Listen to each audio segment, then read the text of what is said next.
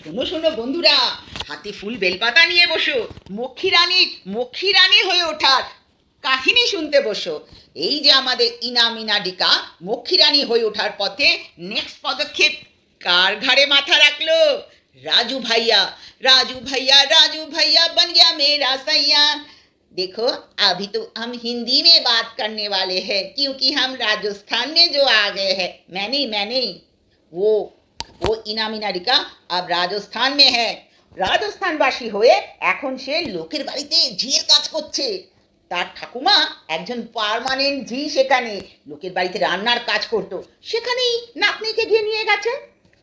নাতনিকে যে রেখেছে, তোমরা ভেবো না যে বেচারা নাতনিকে রেখেছে, না না না, সেই ঠাকুমাটা এক জমানায় ছিল এরমই আরেকজন মক্ষী রানী।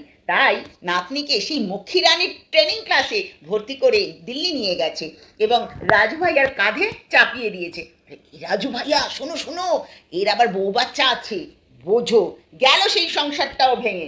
এই একটা মেয়ের মক্ষী রানী হয়ে ওঠার পথে যত এরকম রাজু ভাইয়া ফোকলা যারাই পড়বে, তাদেরকে তো এ পাই পিষে বেরিয়ে যাবে।